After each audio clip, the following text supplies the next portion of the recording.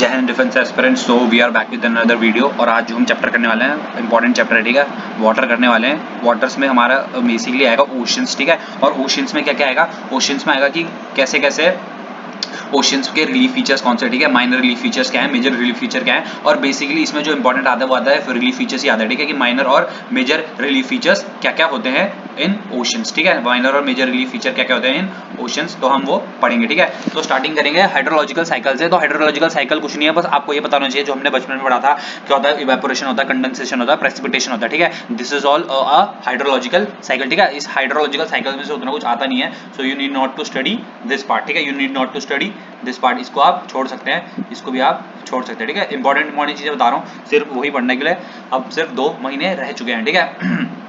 अब आपको पढ़ना कहाँ से है, आपको मेन पढ़ना है relief of the ocean floor में, ठीक है। आपको पढ़ना है relief of the ocean floor में, ठीक है। अब रिलीफ क्या होता है, रिलीफ इज नथिंग बट वहां पर फिजिकल ज्योग्राफिकल फीचर्स क्या क्या है उस पर्टिकुलर एरिया के, उसको हम कहते हैं रिलीफ फीचर, ठीक है। उसको हम कहते हैं रिलीफ फीचर, ठीक है। और रिलीफ फीचर में ओशन में ना 2 टाइप के होते हैं, ठीक है। एक होता है minor relief feature and one are the major relief feature, ठीक है। एक होता है माइनर और एक होता है मेजर रिलीफ फीचर्स, ठीक है। तो मेजर, ठीक है। तो अब यहाँ देखो division of the ocean floor, ठीक है। अब हमें क्या लगता है कि समुद्र के अंदर सिर्फ पानी होता है, लेकिन ऐसा नहीं होता। जो ओशन होता है उसके अंदर अपनी एक नई दिखती है, उसके अंदर भी क्रस्ट होते हैं, तो उन्हीं के बारे में पढ़ेंगे, ठीक है। अब क्या होता है, the ocean floor can be divided into 4 major divisions, ठीक है। The continental shelf, the continental slope, the deep sea plain, the oceanic deeps, ठीक है। ये हो गए मेजर, ठीक है, ये होते हैं मेजर, ठीक है, फ्लोर ही होता है। और इनके बाद मेजर और माइनर रिलीफ होते हैं, ठीक है। तो सबसे पहले हम पढ़ेंगे कॉन्टिनेंटल शेल्फ क्या होता है, ठीक है। तो continental shelf is nothing but, देखो क्या होता है, फॉर एग्जांपल मान लो कि कॉन्टिनेंटल शेल्फ मैं आपको बताता हूँ, ठीक है। मान लो ये आपकी यहां तक लैंड है, ठीक है। इसको दूसरे कलर से करते हैं, ब्राउन से कर लेते हैं, ठीक है। तो मान लो ये रहा आपका यहां तक लैंड है, ठीक है। जहां पर फॉर एग्जांपल आप बीच में बैठते हो ना, तो जैसे आप बीच में गए तो ये रहा बीच, ठीक है, ये बीच है। अब उसके कुछ आगे तक जाके आप पानी में चल सकते हो ना, कुछ आगे फिर एक लेवल आता है जब आप उसके आगे पानी में नहीं जा सकते, मतलब चल नहीं सकते, आपको तैरना ही पड़ेगा, ठीक है। तो जिस लेवल तक आप चल सकते हो ना पानी में, उसको हम कहते हैं, ये वाला एरिया जहां तक हम पानी में चल सकते हैं उसको हम कहते हैं कॉन्टिनेंटल शेल्फ, ठीक है। उसको हम क्या कहते हैं, उसको हम कहते हैं कॉन्टिनेंटल शेल्फ। और उसके आगे जैसे आप नीचे नीचे जाने लगोगे ना, तो वहां पर आता है कॉन्टिनेंटल स्लोप, ठीक है। कॉन्टिनेंटल स्लोप आएगा, फिर कॉन्टिनेंटल स्लोप के बाद आ जाएगा डीप सी प्लेन, ठीक है। तो ऐसा होता है, ऐसे करके एक स्लांट टाइप में होता है, ठीक है। ये ऐसा स्लांट होता है, ठीक है, ये स्लांट होता है। और मान लो फॉर एग्जांपल यहाँ इस एरिया में आप चल सक रहे हो, ठीक है। तो इस एरिया को हम कहते हैं कॉन्टिनेंटल शेल्फ, ठीक है। अब ये वाला एरिया देख रहे हो आप, जहां से नीचे को शुरू हो रहा है, तो इसको हम कहते हैं कॉन्टिनेंटल स्लोप, ठीक है। इस वाले एरिया को कहते हैं कॉन्टिनेंटल स्लोप, ठीक है। ये पूरा नीचे जाएगा और लास्ट में ये प्लेन हो जाएगा पूरा ऐसे करके आगे, ठीक है। तो ये हो जाता है डीप सी प्लेन, ठीक है। ये क्या हो जाता है, डीप सी प्लेन। तो यही बनना है, ठीक है। इसको मिटा देता हूं, ठीक है। अब इसमें आपको पढ़ना क्या है कि क्या क्या लिखना है, ठीक है। तो कॉन्टिनेंटल शेल्फ में आप क्या पढ़ोगे, देखो कॉन्टिनेंटल शेल्फ में क्या पढ़ोगे, ठीक है। ये पढ़ना है सबसे पहले, तो it is the shallowest part of the ocean with an average gradient of 1 और इवन लेस, ठीक है। ग्रेडियंट इज बेसिकली डिग्री होता है, ठीक है, कितने ग्रेडियंट का वो है, तो इस इज बेसिकली डिग्री। तो पेपर में क्या आता है, एक तो ये आता है शैलोएस्ट पार्ट ऑफ द ओशन क्या होता है, ठीक है। तो उसका आंसर आएगा कॉन्टिनेंटल शेल्फ, और एक उसका ग्रेडियंट पूछ लेते हैं, ठीक है, कि कितना उसका ग्रेडियंट है, ठीक है। ये आपको एक तो ये पढ़ना है। दूसरा आपको पढ़ना है, इसका एग्जाम्पल आपको पढ़ना है, ठीक है। द मोस्ट इंपॉर्टेंट एग्जाम्पल इसका है साइबेरियन शेल्फ, जो कि कहां पर है, आर्टिक ओशन में। अब 2 टाइप के क्वेश्चन बन सकते हैं कि साइबेरियन में जो प्रेजेंट है वो क्या है, वो कौन सा फीचर है, ठीक है। तो एक तो कॉन्टिनेंटल शेल्फ हो गया वो, ठीक है। दूसरा जो आ सकता है, दूसरा आपसे पूछ देंगे बेटा, दूसरा सॉरी दूसरा आपसे पूछेंगे कि, ठीक है, दूसरा आपसे पूछेंगे कि लार्जेस्ट शेल्फ, कॉन्टिनेंटल शेल्फ आपका कौन सा है, ठीक है। तो कॉन्टिनेंटल शेल्फ में सिर्फ ये बात याद रखनी, तो सेल्वेस्टर, ठीक है, उसका ग्रेडियंट कितना है, 1 और इवन लेस। और साइबेरियन शेल्फ है जो सबसे ज्यादा बड़ा है, ठीक है। अब शेल्फ में क्या क्या चीजें होती है, ठीक है। तो continental shelfs are covered with variable thickness of sediment brought down by river, glacier, wind from the land and distributed by waves and rain, ठीक है। तो अब जहां पर बीच होता है ना, वो कैसे वो वहीं से बीच कैसे बना वहां पे, क्योंकि वो जो पानी अपना सेडिमेंट्स लेकर आया था, वो सब लेकर आया था, तो उसने वहां पे डिपॉजिट कर दिया, ठीक है। तो सेडिमेंट्री डिपॉजिट जो आपको मिलेंगे वो कहां मिलेंगे, आपको कॉन्टिनेंटल शेल्फ में मिलेंगे, ठीक है। तो ये इसको अगर आप खोल के देखो, तो ये आपका कॉन्टिनेंटल शेल्फ आता है, ठीक है, ये वाला पार्ट, ये आपका कॉन्टिनेंटल शेल्फ है, ठीक है। फिर ये शेल्फ ब्रेक हो रही है, फिर नीचे कॉन्टिनेंटल स्लोप ये एरिया, और फिर ये डीप सी प्लेन होता है, ठीक है। अब हम पढ़ेंगे किसके बारे में, कॉन्टिनेंटल स्लोप, ठीक है। अब हम पढ़ेंगे कॉन्टिनेंटल स्लोप के बारे में। तो कॉन्टिनेंटल स्लोप क्या होता है, कॉन्टिनेंटल स्लोप क्या होता है, कनेक्ट करता है कॉन्टिनेंटल शेल्फ को विद द ओशियन बेसिन्स, ठीक है। एक तो ये हो गया, दूसरा आपको इसका ग्रेडियंट पढ़ लेना है, ठीक है, ये पेपर में आता है, gradient of the slope region varies to 2 to 5, ठीक है, एक तो ये पढ़ना है, ठीक है। अब canyons and trenches are absorbed in this region, ठीक है, canyons and trenches are absorbed in this region, ठीक है। कैनियंस क्या होते हैं, तो कैनियंस कुछ नहीं, मैंने आपको पढ़ाया था ना गॉर्जेस और कैनियंस, तो जैसे गॉर्जेस कैनियंस ऊपर होते हैं ना जमीन के, वैसे नीचे भी होते हैं, ठीक है। तो कैनियंस और ट्रेंचेस यहाँ पर होते हैं, ठीक है। और ट्रेंचेस में एक बेसिकली सबसे एक क्वेश्चन बनता है कि सबसे डीपेस्ट ट्रेंच कौन सा है, ट्रेंच कौन सा है वर्ल्ड का, तो वो है मारियाना ट्रेंच, ठीक है। अब आता है तीसरा डीप सी प्लेन, ठीक है। डीप सी प्लेन नाम से आपको पता लग रहा है जो सी के बिल्कुल अंदर जाके आपको प्लेन मिलेंगे, ठीक है। तो ये होते हैं प्लेन। अब इनके बारे में सबसे पहले तो ये है कि these are the flattest and the smoothest region of the world, ठीक है। तो flattest and the smoothest region जमीन के ऊपर नहीं बल्कि पानी के नीचे है, these are the flattest and the smoothest region of the world, ठीक है।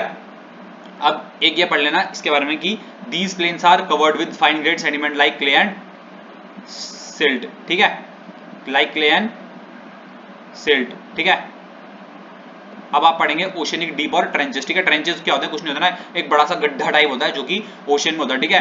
अब ये ट्रेंच, इसमें सबसे पहले आपको पढ़ना है पैसिफिक ट्रेंच, ठीक है, the deepest part of the ocean होता है ट्रेंचेस, ठीक है, these are the deepest part of the oceans, ठीक है, deepest part of the ocean होते हैं, ठीक है, ये पढ़ना है। और एक ये पढ़ना है कहां पे होते हैं, तो मैंने बता दिया, they are at the base of the continental slope, ठीक है, base of the continental slope वहां पर होते हैं, ठीक है। और इनका एक एग्जांपल है सबसे ज्यादा पैसिफिक ओशन में मारियाना ट्रेंच, वो आपको याद रख लेना, ठीक है। अब आते हैं माइनर रिलीफ फीचर, ठीक है, मेजर रिलीफ फीचर तो हमने पढ़ लिया, अब we will be studying minor relief feature, ठीक है। चैप्टर में जितना बस अंडरलाइन कराऊं सिर्फ वो पढ़ना है, फालतू आपको कुछ नहीं पढ़ना, ठीक है। माइनर रिलीफ फीचर में सबसे पहले आता है mid oceanic ridges. Mid oceanic ridge कुछ नहीं होता, जो सी में ना ऐसे करके छोटे छोटे पहाड़ उग जाते हैं, ठीक है, सी में होते हैं पहाड़, उनको पहाड़ों को हम कहते हैं मिड ओशनिक रिज, ठीक है। तो mid oceanic ridge is composed of 2 chains of mountain separated by large depression, ठीक है। मतलब क्या होता है, मतलब होता है इसका, एक पहाड़ तो यहाँ पर होगा, ये मान लो, ठीक है, एक पहाड़ यहाँ पर होगी, ये ऊपर की तरफ, ठीक है, और इनके बीच में एक डिप्रेशन होगा, फिर दूसरा पहाड़ का चेन ऑफ माउंटेन्स इधर है, ठीक है।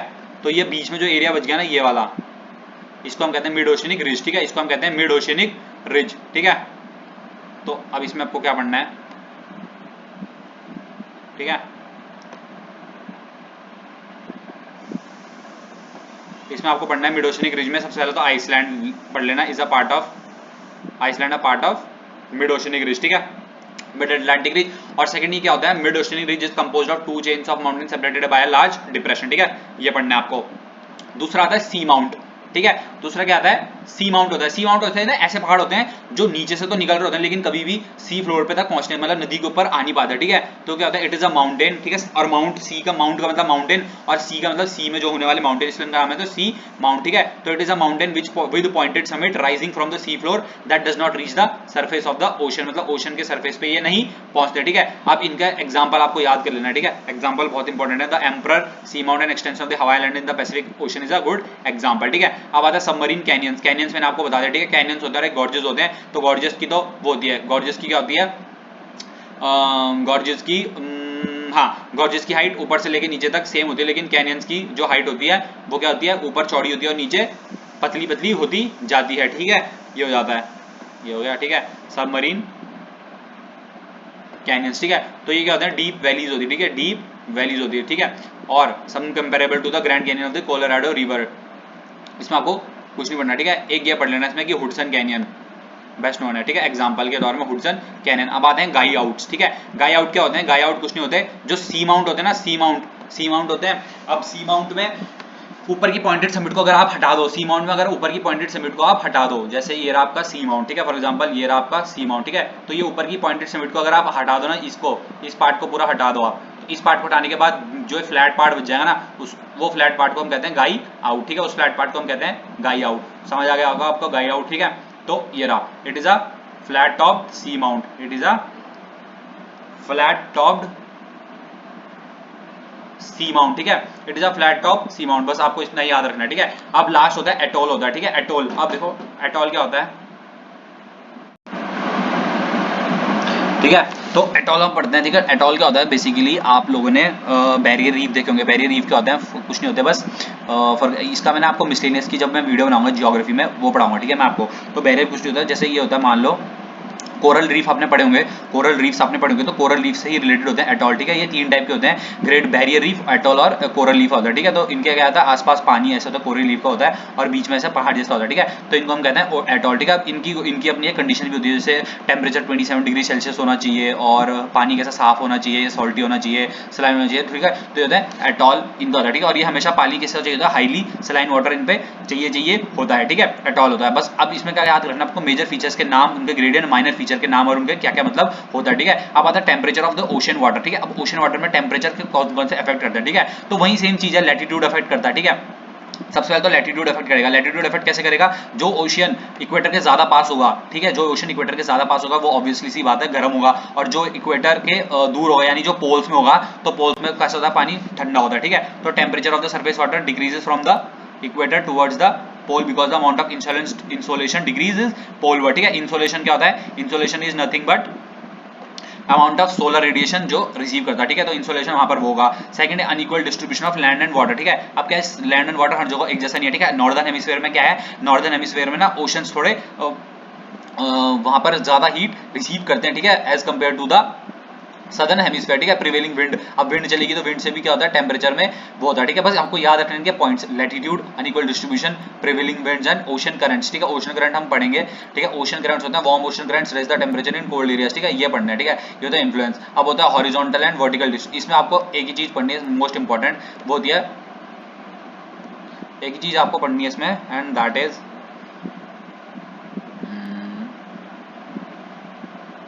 इसको मिटा देता हूँ, ठीक है। एक ही चीज आपको इसमें पढ़नी है और इसको आपको पढ़नी है थर्मोक्लाइन, ठीक है। थर्मोक्लाइन ऐसी बाउंड्री रीजन होता है जहां से रैपिड डिक्रीज ऑफ टेम्परेचर होता है वाटर में, ठीक है। यानी सी के अंदर जब आप जाओगे ना तो पॉइंट ऐसा आएगा, एक लाइन ऐसी आएगी, जैसे उसके नीचे आप ट्रेवल करने शुरू कर दोगे तो वो क्या हो जाएगा, वहां पर बिल्कुल ही टेम्परेचर क्या हो जाएगा, ठंडा हो जाएगा। तो उस लाइन को हम क्या कहते हैं, थर्मोक्लाइन कहते हैं, ठीक है। उसको हम कहते हैं थर्मोक्लाइन। अब ये आपको कुछ पढ़ने की जरूरत नहीं है, ठीक है, फालतू अपना टाइम वेस्ट इसमें मत करना, this is not at all required, ठीक है। एक तो ये आपको नहीं पढ़ना है, ये भी नहीं पढ़ना है इसको, ठीक है, रहने दो, ठीक है। अब आपको पढ़ना है salinity of the ocean water, ठीक है। सैलिनिटी क्या होता है, कितनी ज्यादा क्वांटिटी में उसमें सॉल्ट प्रेजेंट है, ठीक है। Salinity of the oceans water, ठीक है। अब सैलिनिटी को कौन कौन अफेक्ट करता है, ठीक है, सैलिनिटी को कौन कौन अफेक्ट करता है, ठीक है। तो सबसे पहली बात है, salinity of water in the surface layer of ocean depend mainly on evaporation and precipitation, ठीक है। इवेपोरेशन और प्रेसिपिटेशन में कैसे डिपेंड करता है, ठीक है। अब सैलाइन वाटर में जितना आप फ्रेश वाटर डालते जाओगे उसकी सैलिनिटी उतनी कम आती रहेगी, ठीक है। अब अगर प्रेसिपिटेशन ज्यादा हो गया तो ऑब्वियसली सी बात है सैलिनिटी कम हो जाएगी। क्यों, क्योंकि बारिश ज्यादा आएगी। तो बारिश कैसे आता है, बारिश का पानी नॉर्मल पानी होता है, ठीक है, फ्रेश वाटर टाइप का होता है। अब वो अगर सलाइन वाटर में पड़ेगा तो सलाइन वाटर की सैलिनिटी कम होती जाएगी। लेकिन अगर इवेपोरेशन हुआ तो इवेपोरेशन से सैलिनिटी इंक्रीज हो जाएगी। क्यों, क्योंकि नमक आप देखते हो पानी इवेपोरेट हो जाएगा तो नमक ही बचेगा, ठीक है। तो ये याद रखना, evaporation is directly proportional to salinity और precipitation is inversely proportional to salinity, ठीक है। अब सरफेस सैलिनिटी ग्रेटली इन्फ्लुएंस किससे होती है, coastal region by influence of fresh water flow from river, ठीक है।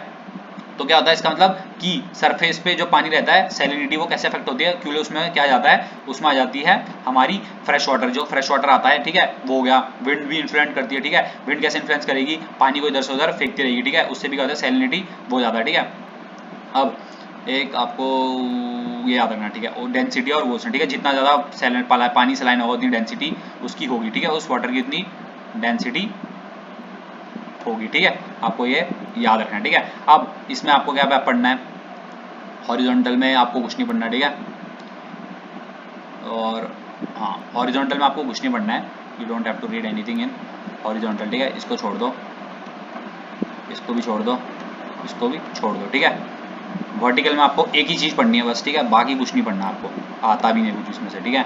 वर्टिकल में से आपको बस एक ही चीज पढ़नी है एंड दैट इज हेलोक्लाइन, ठीक है। हेलोक्लाइन है वो जोन है जहां पे से सैलिनिटी एकदम से इंक्रीज हो जाती है, ठीक है। Increase with that there is a distinct zone called halocline where salinity increases sharply, मतलब इसके नीचे जैसे आप जाओगे तो हेलोक्लाइन के नीचे जैसे आप जाओगे तो वहां पे सैलिनिटी एकदम से ज्यादा से इंक्रीज जाएगी, ठीक है। तो ये चैप्टर था वाटर, ठीक है, बहुत ज्यादा छोटा चैप्टर है। इसके बाद हमारा सिर्फ एक ही चैप्टर बचता है जिसमें हम ओशन करंट्स, टाइड वगैरह के बारे में पढ़ेंगे, ठीक है। उसके बाद ये हमारी पूरी बुक कंप्लीट हो जाएगी। उसके बाद मैं एक मिसलेनियस वीडियो बनाऊंगा जिसमें आपको latitude, longitude, GMT, prime meridian और प्लैनेट्स के बारे में थोड़ी बहुत इंपॉर्टेंट इन्फॉर्मेशन दे दूंगा, ठीक है। तो इसको इतना ही पढ़ना है आपने, और चैनल को, जिसको आप ये वाली पीडीएफ चाहिए तो journey to I M channel Telegram पे ज्वाइन कर लेना। धन्यवाद, जय हिंद, वंदे मातरम।